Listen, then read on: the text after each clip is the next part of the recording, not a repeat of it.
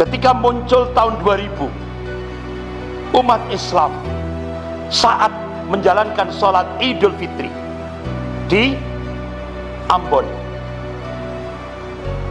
kalangan Kristiani radikal langsung membantai umat Islam yang sedang sholat Idul Fitri. Berapa Pak di Ambon yang dibunuh? 3.000, kurang lebih 3.000 orang dibunuh dengan cara-cara yang biadab di tengah-tengah mayoritas umat Islam se-Indonesia. Pernahkah kejadian itu masuk koran? Tidak pernah. Masuk televisi?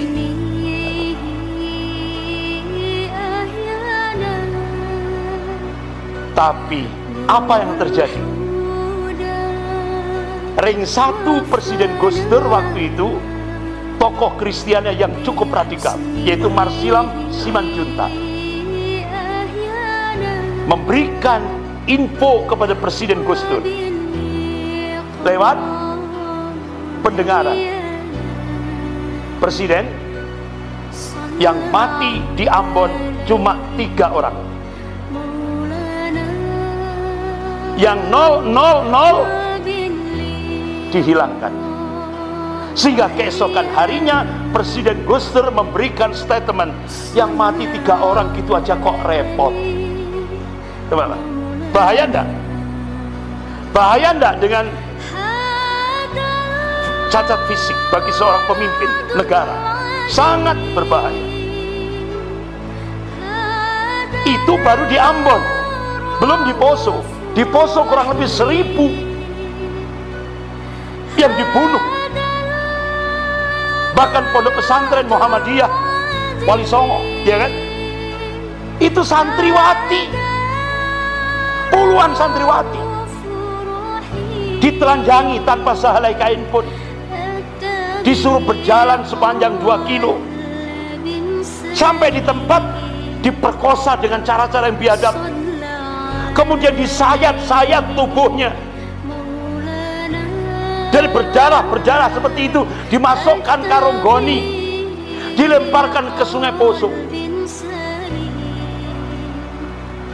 Apakah pernah masuk koran? Pernah masuk televisi? Tidak pernah. Sampai sekarang foto-foto itu saya simpan, karena saya mendapatkan langsung dari Ketua Majelis Ulama Poso, yaitu Kiai Haji Adnan Arsal. Sampai sekarang dokumentasi itu saya simpan rapat-rapat. Kan itu sejarah. Itu sejarah. Bahkan ketika waktu itu Menko Polhukamnya Pak SBY, ketika saya diundang khutbah Idul Fitri di Jember, ada wakil Laskar Jihad, yaitu Ustadz Umar. Wakilnya Ustadz Umar bin Thalib. Itu ada namanya Ustadz Umar, siapa namanya, beda lagi nih. Kali ini Ustadz Ja'far. Kalau pimpinannya kan Ustadz Ja'far bin Thalib, ya kan? Kalau ini Ustadz Umar namanya. Itu beliau bawa jenazah umat Islam. Begitu Pak SBY datang ke lokasi sebagai Menko Polhukam waktu itu, diserahkan jenazah ini. Jenazah ini Pak, kepalanya dipenggal oleh orang Kristen, Tibo CS.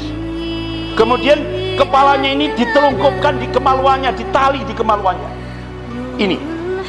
Jadi Ustadz Umar inilah Pak SBY, inilah kebiadaban kalangan Kristiani di Poso.